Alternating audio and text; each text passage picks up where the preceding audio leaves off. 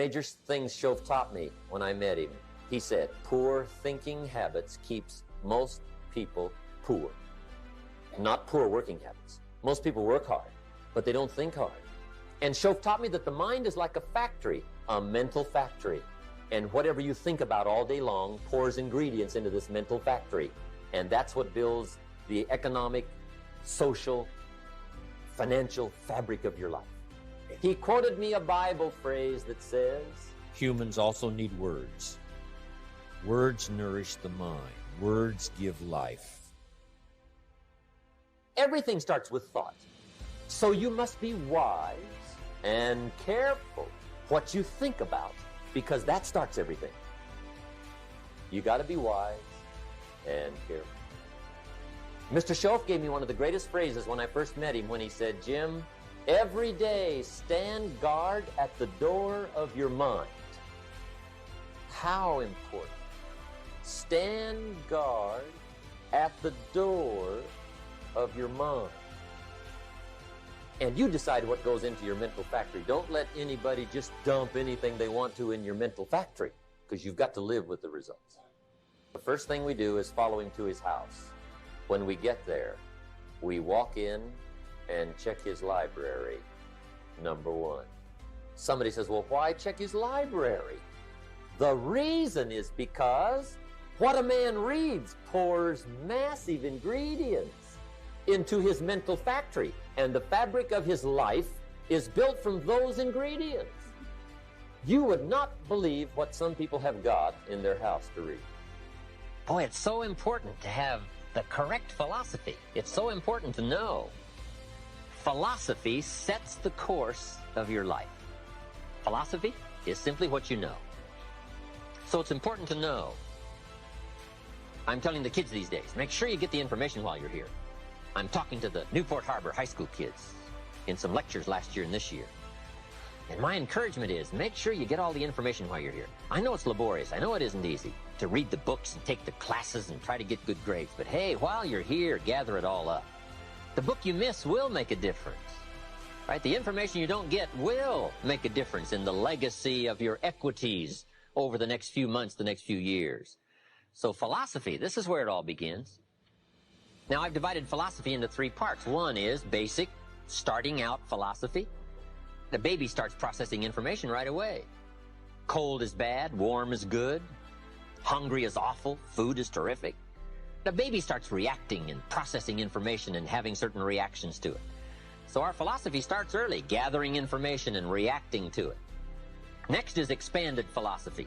At least enough philosophy to be gainfully employed and offer a value to society and find your place in the marketplace. You know, be a reasonable, decent human being. Expanded philosophy. But now how do you become wealthy and powerful and sophisticated, influential and unique? Simple word, refined philosophy. The refinement of philosophy. The extra studies and the extra books and the extra classes and the extra thinking, the extra pondering, the extra give and take of testing ideas and debate and discussion. That's where the extra life comes from, is in the dimensions of refined philosophy, the extra thinking. And these are the steps of intellectual discovery that a lot of people just don't want to take, or they're too busy to take it, or it presents itself in too strong and tough a manner, these extra skills. But I'm telling you, once you start engaging in these extra skills, you won't ever want to go back. This new intellectual discovery is where the wealth is. It's where the happiness is, the good life, influence, power. Refinement of philosophy. Now, our philosophy comes from a lot of places. Let me give it to you. Number one, from teaching, the influence of others, from the books we read, from the classes we take. And you might underline the word influence. This is where a big share of our philosophy comes from. Influence.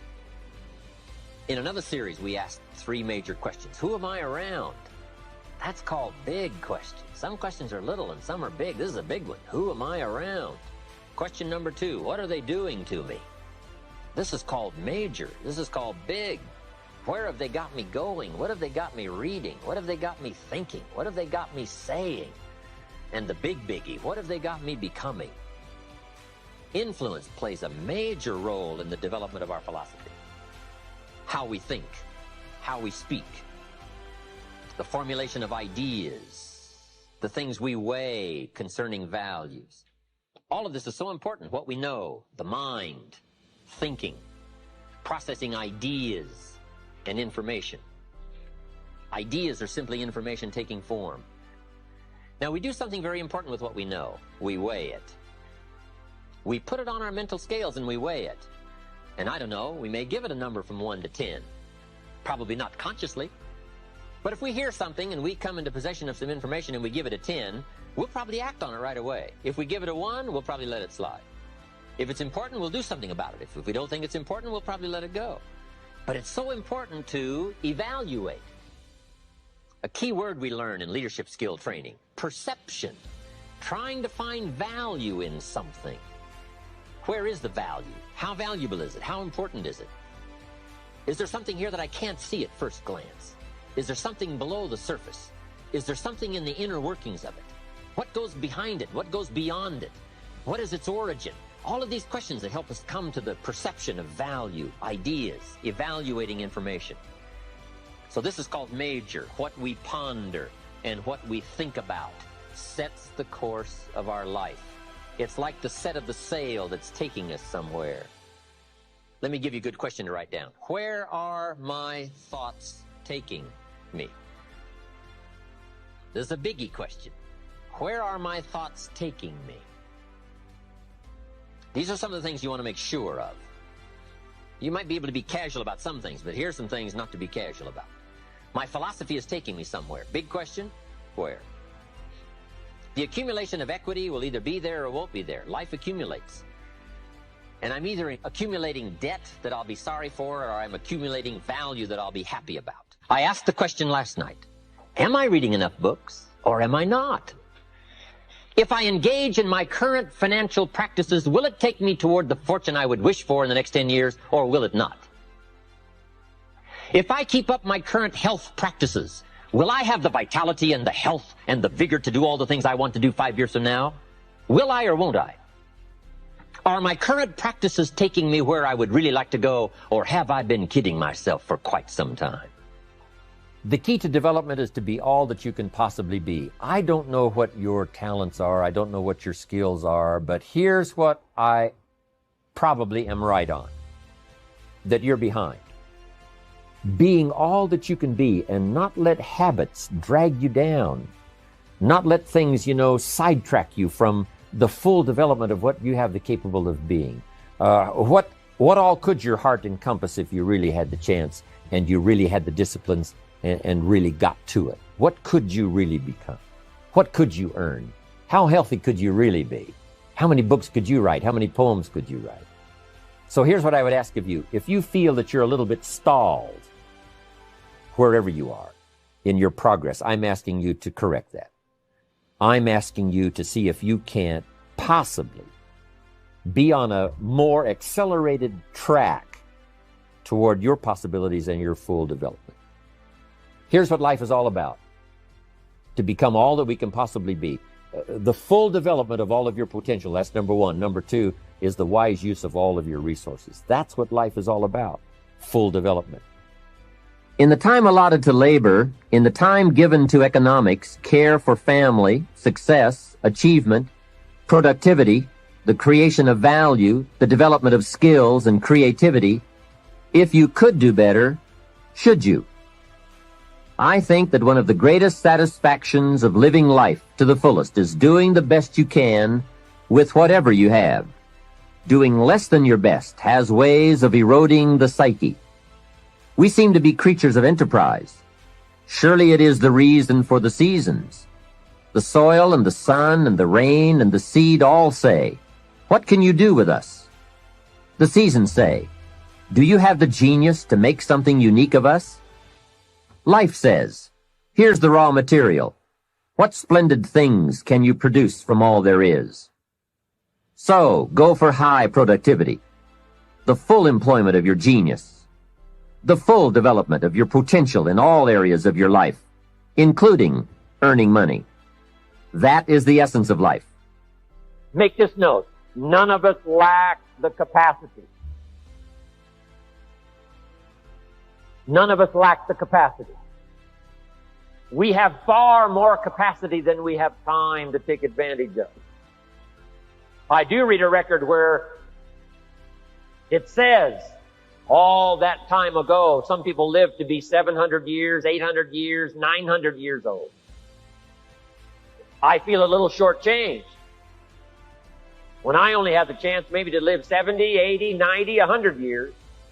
When all that time ago, the record says, some lived to be 700, 800, 900 years. It seems like it would take 7 or 8 or 900 years to tap the full extent of our capacity, let alone 70, 80, 90, 100 years. But here's what I'm asking you to do. Get busy. You've got more brain power than you've used so far. You've got more potential than you've used so far. You've got more strength than you've possibly used so far. No telling how many languages you can learn. No telling how far you can go. No telling how strong you can get until you get busy working on yourself and see if you can't tap all of your full potential. People might have put you down in the past. I'm telling you, those days are over. People that have told you you're too short. People that have told you you're too tall, you're too old, you're too young. I'm telling you, the old idea about your limitations of the past, those days are gone forever. The only change that is really going to dramatically affect your life is you. Mr. Shoaff said to me, Mr. Rohn, if it isn't going well for you, you don't say, what's wrong out there? You say, what's wrong in here? See, I used to blame everything outside. And then let me give you a little philosophy that helped turn my life around. For your notes, here it is. It's not what happens that determines the quality or the quantity of your life. It's not what happens. And the reason is because what happens to about everybody. No different. The sun went down on all of us last night. A common event, a happening. And I found out that the same things can happen to two different people. One gets rich and one stays poor. Why is that? It's because it's not what happens, but rather it's what you do that changes everything. So that's a key phrase. It's not what happens, it's what you do. What happens is about the same. You might put that in parentheses here. Same. What people do, that's what's different. Somebody says, yeah, but you don't understand the disappointments I've had. Come on. Everybody's had their share. Disappointments are not special gifts reserved for the poor. Everybody has them. The difference is what you do about it. So here's one of the key questions of the evening. Starting tomorrow, what are you going to do that'll make a change in your life's direction? Good question. What are you going to do starting tomorrow that'll make a difference? Now see, if you don't do something starting tomorrow that'll make a difference, guess what? It's gonna be the same. And see, that way you can guess what the next 5 years are going to be like. Look at the last 5. Because the next 5 are going to be like the last 5 unless you, major key, tomorrow, change it all. Or change a little, or change something, or don't change. It's choice time. You can do whatever you want. But it's nice to know any day you wish you can change your whole life. What can you do starting tomorrow that'll make a difference? Good question. What can you do with economic chaos, massive disappointment? What can you do with a broken heart? What can you do when it won't work? Good question. So if I had a word with you tonight, one-on-one, just you and me, I think my personal advice to you would be, this year, 1981, reach down inside of you and come up with some more of those remarkable human gifts. They're there, waiting to be utilized. And then change anything for you you want to change. And I challenge you to do that because you can change. If you don't like how it is for you, change it. If it doesn't suit you, change it. If it doesn't please you, change it. If it isn't enough, change it. And I challenge you to do that because you can change. See, you don't ever have to be the same again after tonight, only by choice.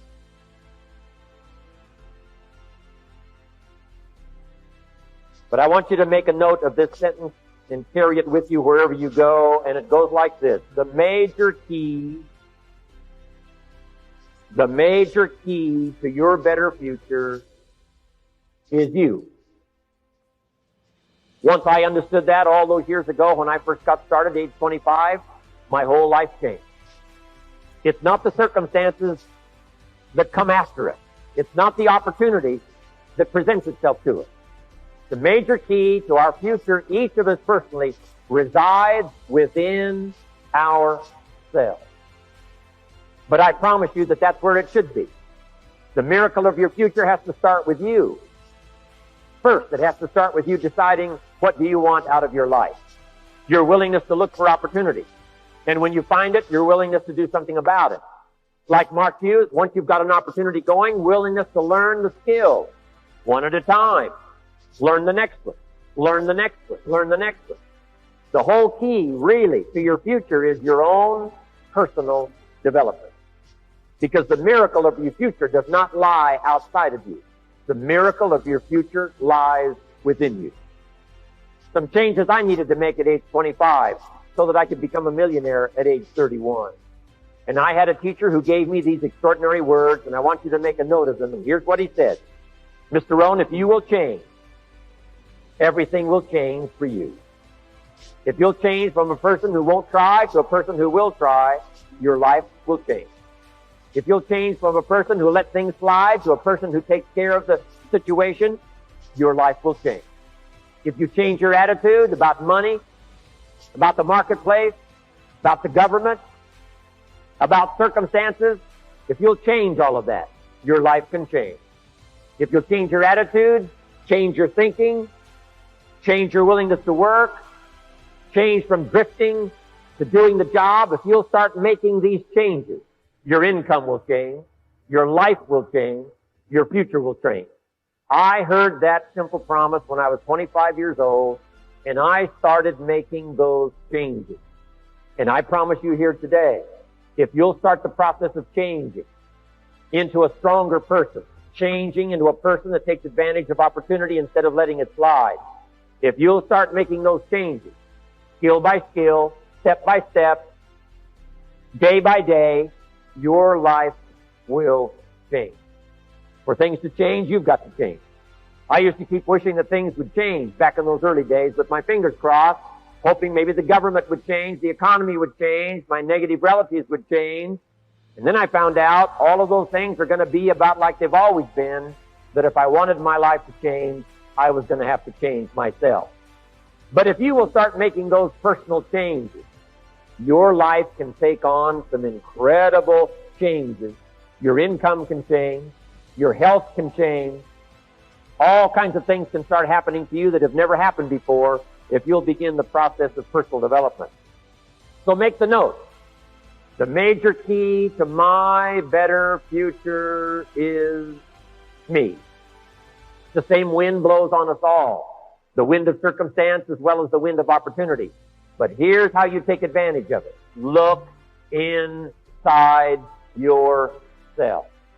And if you'll start making those personal changes of discipline, personal changes of time management, personal changes of willingness to learn the skills, personal changes of personality improvement, attitude, all of the rest, with this opportunity, you cannot miss having an extraordinary life and an extraordinary future. Personal development, becoming better than you are, more than you are, stronger than you are, wiser than you are, more capable than you are at this very moment. Key phrase, success is something you attract by the person you become. Success is something you attract by the person you become. Success is not something you pursue. It's not something you chase. It's not something you go after. What you go after and chase usually eludes you like the butterfly you can't quite catch. So you don't have to pursue success. Here's what you have to do. Develop success. And success starts inside. Success starts inside your head. Success starts inside your heart. Success starts inside yourself. When you decide you're going to make the necessary changes and do the necessary growing in personal development. Success is something you attract by the person you become. But here's what you must learn to do. Underline the two words, take advantage. Just because spring comes is no sign you're going to look good in the harvest. You must take advantage of it. Springtime now is not very long. In space language, we call it the window of opportunity. When they get ready to shoot the rockets off into space, there's a certain period of time where it's time to go. If they don't go when it's time to go, they have to wait for another cycle of time to pass before it's time to go again. Spring doesn't last all summer. Spring doesn't last all year. It's usually a brief period of time. So make this note. Learn to recognize the spring and then learn to recognize the urgency of taking advantage of the spring. The opportunity to speak to someone. The opportunity to conduct a meeting. At the longest, life is brief. Take advantage of every opportunity to be with your family. Every opportunity to be with a friend. Learn to value life in all of its precious moments. We call these moments of opportunity. The moments don't last forever. My presentation is not going to last forever. This day is not going to last for the next 6 months. It's only going to last for a little while. But the little while that comes, put your heart into it. Lean into it. Like you're doing today, take notes. Lean forward. Get everything you can while the opportunity is here, because the window opens and then it closes. The meeting opens and then it's over. The day starts and then it concludes. So every time the sun comes up, take advantage of that day. Every time somebody presents themselves, take advantage of that opportunity. Every time you have a chance to do like I'm doing here today, to tell your story, do it and tell your story well. Put your heart and soul into it, because life is brief at the long run. Take a new inventory of yourself. Starting tomorrow, new project. Take a new inventory. And make sure that all of your talent and ability and mentality and ingenuity and vitality and strong feelings, faith, courage, make sure that all you've got's being used. Otherwise, you lose. Now, one of the best illustrations of the law of use is a Bible story called the Parable of the Talents. The talent story. Interesting story if you haven't read it in a while. Just review it. It's a good story. An ancient story. It says there was a master with 3 servants. He got them together one day and he said to the 3, I've got these talents. And in those ancient days, a talent was a measure of gold. And he said to the 3 servants, take these talents and see what you can do with them while I'm gone. He said, I'm taking a journey and I'll be gone for a while. When I come back, we'll get together, go over the book, see how you did. He said, here's 5 of these talents for you. 5. Here's 2 of them for you. 2. And here's 1 for you. 1. The master said, take those talents, see what you can do with them. When I come back, we'll get together, we'll go over it all. The servant said, okay, master takes off. According to the ancient story, the master comes back from his trip. When he gets back, he gets the 3 servants together, and as he said he would, he asks, how did it go with those talents? You were 5. What happened? That servant said, well, I took the 5 talents you gave me, and I put them to work. A little shaky at first, but he said things finally got rolling. And he said, I poured it on. And he said, my talents grew to 7, 8, 9, 10. He said, I doubled my talents from 5 to 10. Books will show. Master said, one heck of a job. Or something like that. He said, I gave you 2 talents. What happened? That servant said, about the same thing happened to me. I put those 2 talents to work, poured it on. They grew to 3 and then to 4. He said, I doubled my talents from 2 to 4. Books will show. Master said, well done. He said, I gave you 1 talent. What happened? That servant said, well, I took the talent you gave me, and I carefully wrapped it, and I dug a hole and buried it. And camouflaged it, I suppose, right? So nobody would steal it. And he said, fortunately, nobody got it. And he said, I knew you were going to be here today, so I dug it up. Here it is, safely wrapped. I did not lose it while you were gone. According to the ancient story, the master said, take that talent away from him and give it to the man that's got 10. Now you might say, well, I don't like that arrangement. The poor guy's only got 1 talent. He's already got 10. It ought to be more even. Remember, I didn't ask you to like it. But this one I would ask you to learn, because it simply means whatever you do not employ, you forfeit. It's a law. So learn well the law of use. Now here's the second one. Second law from the Bible. This one we've heard since we were small, I'm sure. It's called the law of sowing and reaping. In fact, we've probably heard it so often we could quote it. It says, whatever you sow, what? You shall reap. Fairly blunt, hopefully clear. Here's my first suggestion on the law of sowing and reaping. Don't try to beat it. You might as well try sitting on the sun in the morning. Keep it from coming up. You'll have better luck. Whatever you sow, you reap. Now, for a fair share of my life, I'm a bit mixed up on how all this applies. Among a lot of things I was mixed up on. I knew I wasn't reaping too good. That I understood. My problem was I was confused about what was causing it. Remember me with the funny list? I thought those are the reasons why it isn't working out well.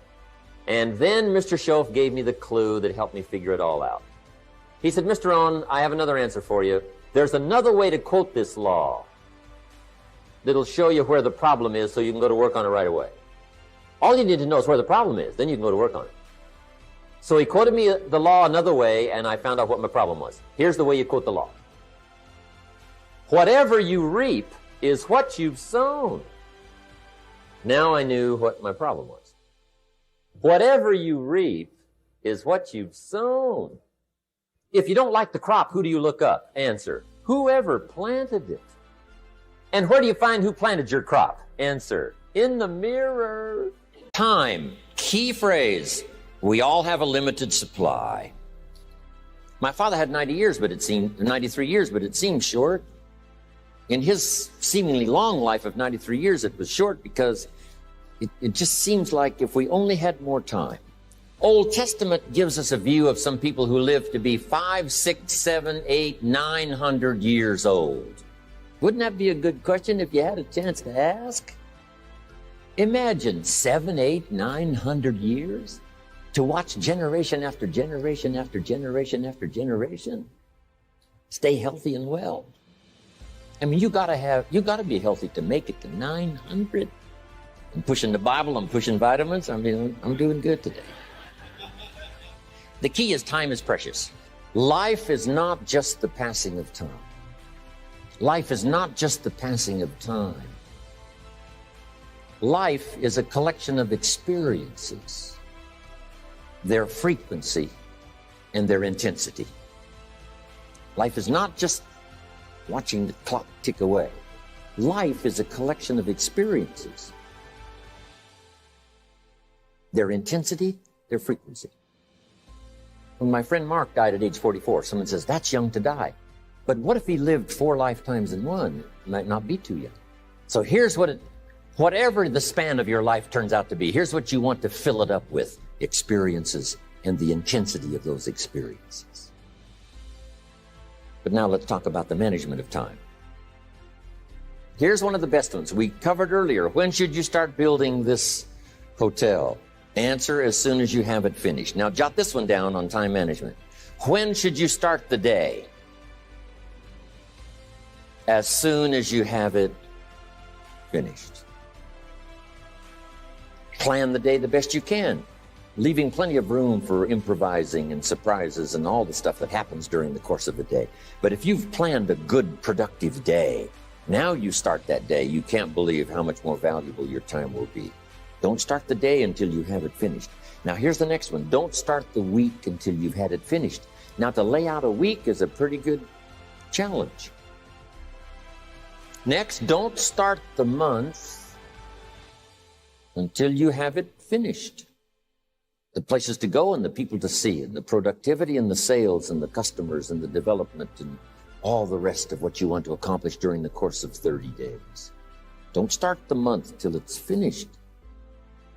And then here's the big one. This is really challenging. Don't start the year until you have it finished. To the best of your ability. It can't be finished like minute by minute. But in terms of the sweep of what you want to accomplish in the year 2002, make sure that that's set and ready to go by the time January 1st rolls around.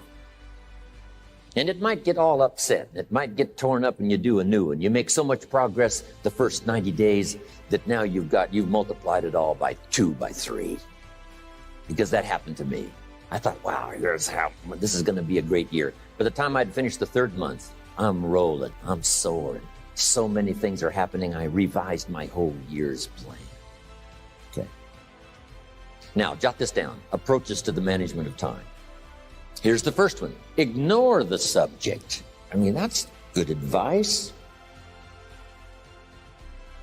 Don't let anything overly bug you. Because remember now, you don't have to do anything. Someone says, well, I got to get a handle on my time. The answer is no, you don't. If you want to let it all go, you can let it all go. I mean, this is good advice. Somebody says, you ought, you ought, you ought. Jot this down. Ignore all the you oughts or you should. Only if they're giving general information. We should. It's better to say if you're teaching, we should. Not you should, we should. Then you let me listen in without it being too confrontational. If everyone did this, see, that'd be great. And then you give a person a chance to choose to do it or not to do it. But when you start the you ought, now see if I don't, now see we got some tension and maybe some problems. So you oughts seem to always create problems. When you're talking to your kids, you say, no, if kids would do this, not always saying if you did this, life would be better. But if kids did this, life would be better. It's like making a little talk and letting them listen in. And then it's a little less confrontation. It gives us a choice. In one of my seminars, here's what I teach. All life form strives to the max of its potential except human beings. All life form strives to the max of its potential except human beings. How tall will a tree grow? As tall as it possibly can. You never heard of a tree growing half as high as it could. No, trees don't grow half. A tree drives its roots as deep as it can, reaches as high as it can, produces every leaf it can, every fruit it possibly can. To the max. Every life form strives to the max, except human beings. Now, why not human beings? Jot this down. You've been given the dignity of choice. You're not a robot. You don't have to repeat this year the same as last year. You can tear up last year's plan, develop a new plan.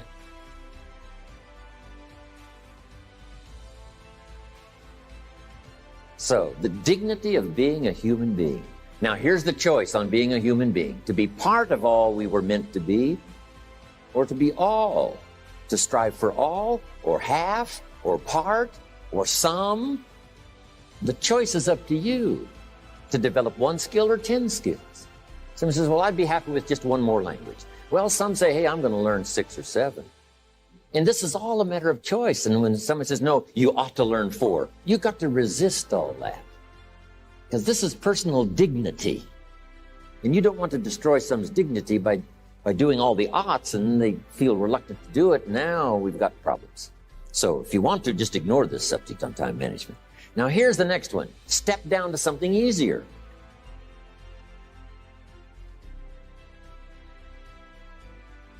The guy's in sales, and he says, oh, I want to own the company. Finally owns the company. Now he's got no time to play golf. He said, when I was in sales, I was making big money playing golf 3 days a week. Heck with this owning something. Heck with managing. My life was never my own after I started to manage. I'm going back to sales. See, this is the key. If you're getting too pressed, you might consider stepping down to something with a little easier time pressure. Little girl says to her mother, Daddy comes home, brings his briefcase and pats me on the head and says hello, disappears and works on his papers. How come my daddy doesn't play with me? And her mother said, look, your daddy loves you very much, but he's so busy at work, he can't get it all done, he has to bring it home. He loves you, but that's why he can't play with you. And the little girl said, why don't they just put him in a slower group? So, jot this down now. If you don't have time for your kids, you might consider joining a slower group. Remember when I said some things I went for cost me too much? So reconsider.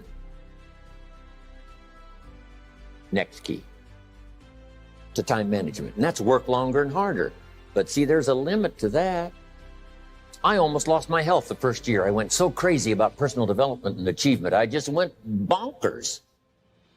You know, I told you I was skinny, but at the end of that first year, I was a walking shadow. And then it suddenly occurred to me, what if I got rich and too ill to spend it? I mean, that was a shocker. So I started, developing a little more reasonable. Because I said, if 12 hours won't do it, I'll work 14. If that won't do it, I'll work 18. I mean, how many hours it takes. And sure enough, it cost me too much. So see, working longer and harder for some might be appropriate. If you're just sitting around not doing that much, this might be good, work longer and harder. But you can only work so hard. Here's the key, not to work harder, but smarter. When you've worked as hard as you can, doing the best you can in terms of physical output in the time, reasonable time. Now, here's the ultimate in the management of time, and that is you simply become more skillful. When I first got into sales, I was around people that could get, 9 out of 10, 8 out of 10. And when I first started, I could only get 1 out of 10. But here's what I did. I worked around the clock, so that I would make up in numbers what I lacked in skill. That's good in sales. You got to jot that down. When you're new, you make up in numbers what you lack in skill. Now, when you become more skillful, the numbers can go down because now your persuasive ability and all of that is now so high that you don't need to put as many numbers out. But at first, if you want to compete or if you want to really get good, you've got to put in the numbers. But if you get more from yourself, develop more of yourself, now the time management becomes an easier task. Now here's the next thing. Either you run the project or it runs you. I found out when you start something, at first you're in charge. All of a sudden, a year later, it's in charge. Some of the companies I started, I'm telling you, I'm in control. A couple of years later, I'm out of control. At first, I've got it on the run. 2 years later, it's got me on the run. Haven't got enough time. I'm dizzy with trying to get it all done. So here's part of the key, and that's to get in charge. Say, I'm going to take charge of my health. One of my albums is entitled, Take Charge of Your Life.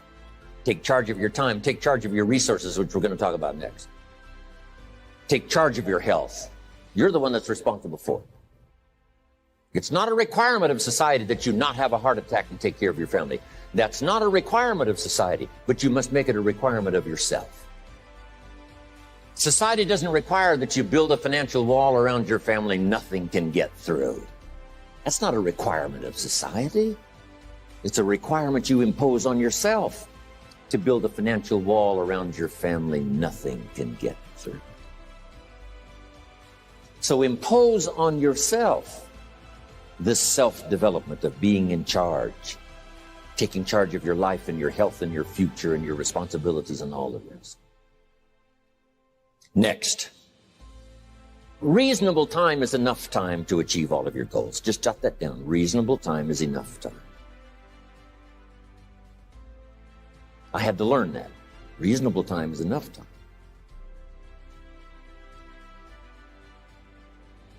Here's why. It's not the hours you put in, it's what you put in the hours. If you start depositing greater ideas into the hours you've got later than now, I'm telling you, later, you can't believe the productivity that will flow. The ideas you can't think of now, a year from now, they'll start to flow. And when you deposit those ideas in the hours you've got, productivity multiplies by 2, 3, 5, 10. Next, time management essential. We've already covered the first one, a written set of goals. And then do priorities on your goals. What's important this week? What's important this month? Here's the next one. Often review. Just go over your goals to make sure that your list is working for you. It's got you inspired. It's got you turned on. The right philosophy. Now, let me give you a couple of philosophies to consider. Here's the first one. It's called the philosophy of the poor. And here it is. Poor people usually spend their money and invest what's left. That's the philosophy of the poor. Now, here's the philosophy of the rich. Rich people invest their money and spend what's left. And here's the startling answer. It really doesn't matter what the amount is. What's most important is not the amount. What's really important is the philosophy. So I would ask you to adopt this philosophy of spending after you have invested. Invest first, then spend. And I've got a little formula that I'm going to share with you. Now, what should a child do with $1? I mean, there's a lot of debate going on, I'm sure, across the country on what a child should do with $1. Here's one opinion. It's only a child and it's only $1. What difference does it make? Well, in my opinion, it makes all the difference in the world. A person's economic future starts with a child with $1. Somebody says, oh, no, you're only young once. Let him spend it all. Well, when would you hope that would stop? Somebody says, well, wait till he's 50 and broke like me, and then he'll learn. Well, no, we don't want to wait that long. If I would have known earlier than age 25, I would have changed. In high school, if they would have had classes called Wealth 1, Wealth 2, I'd have taken both classes. I would not have waited until age 25. So, the earlier the better. So, what should a child do with $1? Here's the simple premise to begin with. Don't spend it all. And if a child wants to spend the whole $1, you got to say, hey, don't spend it all. Don't spend it all. They'll say, why not? It's my $1. I earned it. You say, I know you earned it, but don't spend it all. They'll still say, why not? Say, let me show you why not. So you put them in your car, take them to the other side of town, and show them where people live that spend the whole $1. You just drive them around. Kids learn best by visual. Just drive around and say, would you like to live here? Kid says, no. Would you like to live like these people live? Kid says, no, no. Then you can't spend the whole $1. So, kids will get the message. So, take them to the other side of town, show them around, unless you already live there, and then just show them around. Anyway, don't spend the whole $1. Now, let me give you my best view of what to do with $1. And I promise you, if you started at age 15, now if you're over 15, right, you've still got plenty of time. You still got 20 years. If you're 30, you still got 20 years. I mean, you still got plenty of time to start what I'm about to share with you. What to do with $1. Here's my first bit of advice. Never spend more than 70 cents. Never spend more than 70 cents. Now, you got to pick some number, and the number you pick is going to be determined by your philosophy. It's going to be determined by what you've been taught or your experience teaching yourself. When I first met my teacher, Mr. Schoaf, I was at about 110% of each dollar. I'm down at budget finance, hawking my furniture and my car one more time. And then I learned a whole better formula for financial independence. Number one, don't spend more than 70 cents. Now, kids say to me, well, okay, what do I do with the other 30 cents? And here's what I teach them.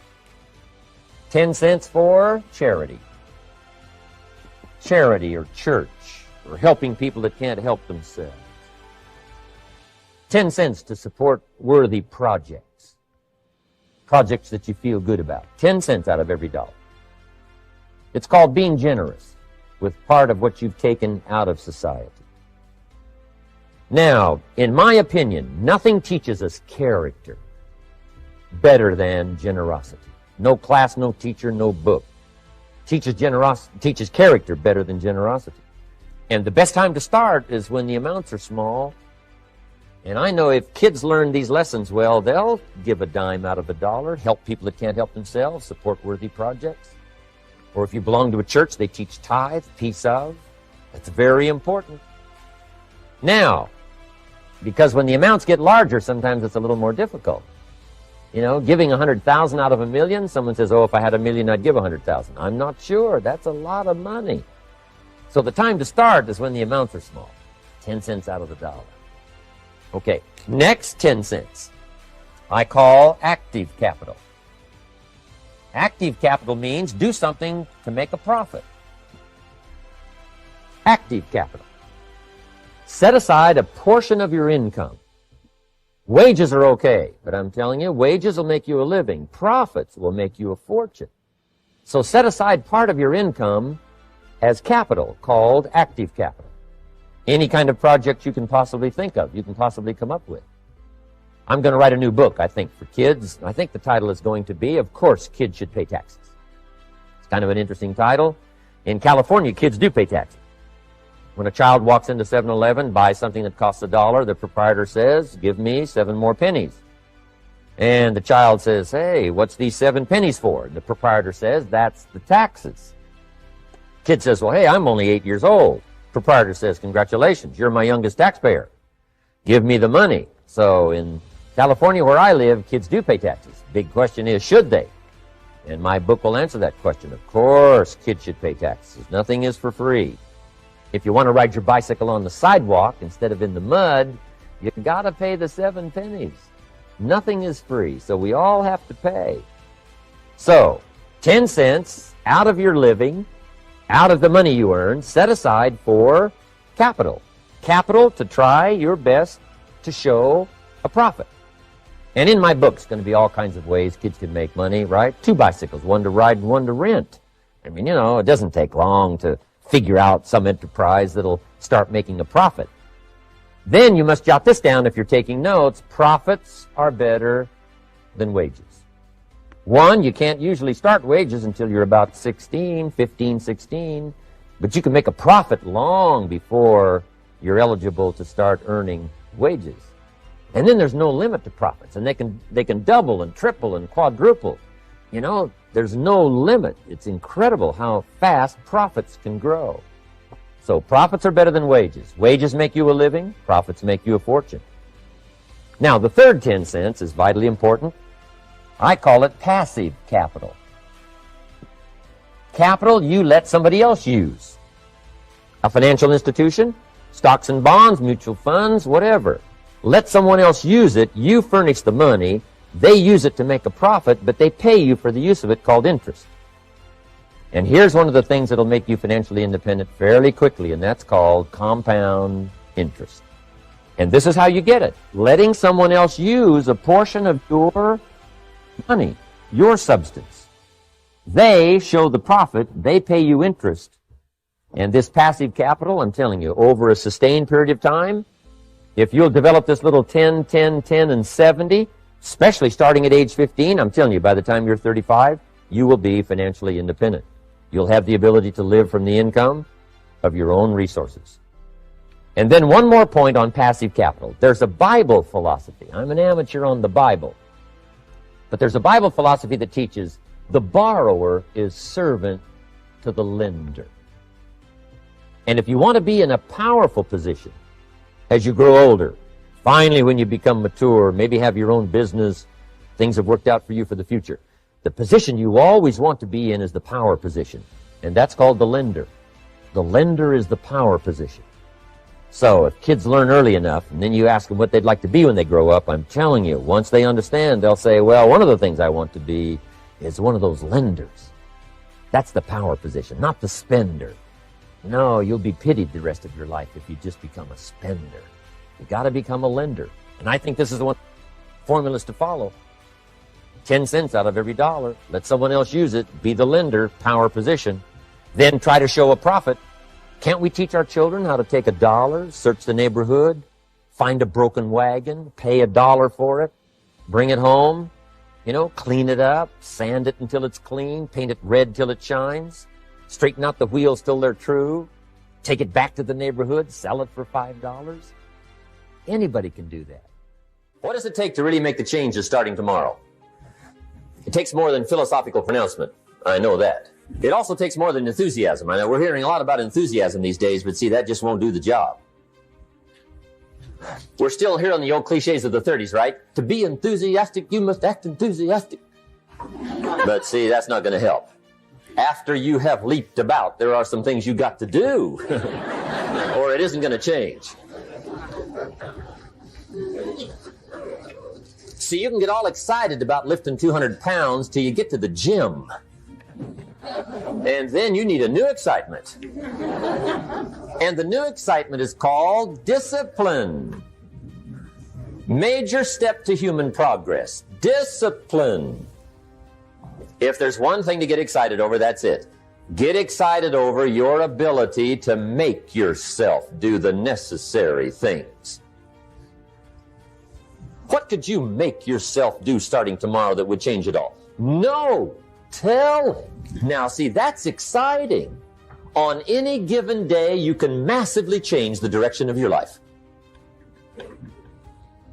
Murder is a clear example that any one person on any given day can forever alter the course of their life. It just happens to be a negative act. But just as sure as you can commit a negative act, you can also commit a positive act and forever alter your life. Whenever you wish. Now that's exciting. And whatever that act might be that changes your life. The guy finally takes a shotgun to his car and blows out every window, destroys every tire, puts 100 rounds in this shabby old thing. And he says, I have driven this embarrassing thing for the last time. And not only will I never drive it again, nobody else will ever drive it again.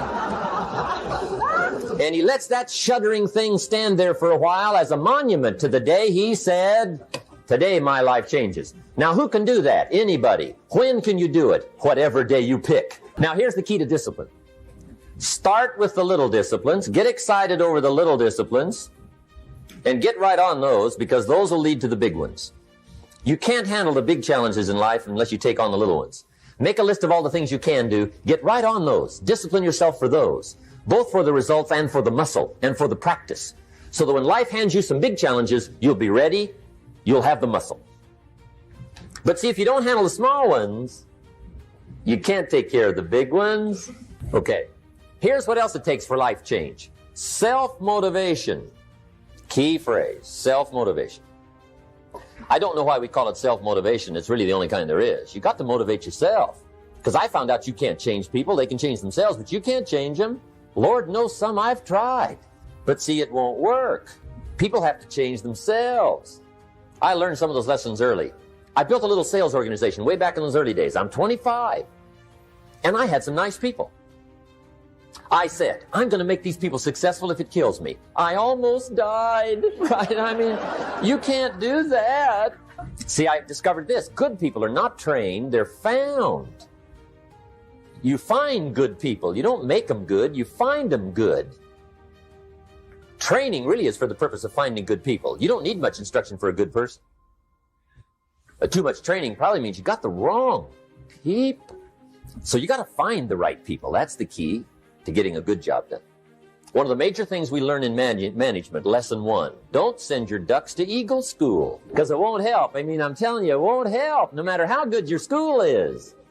And the little eagle badge and little eagle hat, I'm telling you, it won't help. It won't help. You can tell whether your school's done any good, right, is when it's over, right? The duck goes for his first rabbit and makes him a friend. You say, no, no, no. Anyway. So it takes self-motivation to really alter your life. And you don't want to give self-motivation away to somebody else and make it somebody else motivating you. The guy says, boy, if somebody just come by and turn me on. What if they don't show up, right? See, you got to have a better plan for your life. Self-confidence really comes from feeling good about yourself. And one of the best ways to feel good about yourself is at the end of the day to know that you poured it on. You did your best. You know that if you can have this kind of a good day, you can have another one the next day, and those days become the weeks become the months, and the month becomes a powerful year. Part of good health is self-confidence. That self-confidence affects your health, it affects your future, it affects your psyche. If you're willing to do whatever it takes. If I have to learn a couple of things, I will learn those things. If I got to learn 5 or 6 things, I'll learn all 6. Whatever it takes, I will do. That starts to develop unbelievable self-confidence. Self-confidence also comes from the ability to rise above your circumstances. Whether it's the little challenges or the big challenges. If you're willing to do that, I promise you, this kind of power will work for you. And in you, we choose to do less than we possibly can. It affects our self-confidence, our self-worth. Can you imagine what you'd end up being after 10 years of doing a little less every day? It's devastating. Think about it. Doing less could ruin your life. What could I become? What could I really do in the marketplace? In enterprise, home, family, experience, love, friendship, marriage. How valuable could I become? Am I valuable enough to work on what's not working so I can reach my full capacity? If I'm operating at 20%, what could I possibly do with the other 80%? Once you start understanding how valuable you are, it's a whole new experience. Understanding self-worth. It plays a major role in our ability to be self-enterprising. Now, you can reverse the process of doing a little less, doing a little less. You alter the course by doing a little more each day. A little more, a little more, a little more. And pretty soon, you'll develop a new habit of doing rather than neglecting. It'll increase your confidence and your courage and your creativity and your self-worth. It's not what we get or what we accumulate that makes us valuable. It's what we become that makes us valuable. Success isn't in the having. Success is in the doing. I think that simply doing less than you can messes with the mind. It causes all kinds of psychic damage. I think being less than you can be, trying less than you could try, doing it with less enthusiasm than you could do it, messes with the mind. The minute you turn this around and start extending yourself, you'll see immediate rewards. You see, it's not what we get that makes us valuable, it's what we become. Discover all you can do. Discipline is the requirement for progress, and affirmations without discipline are in reality delusions. There's nothing wrong with affirming the good life as long as we are disciplined enough to take action.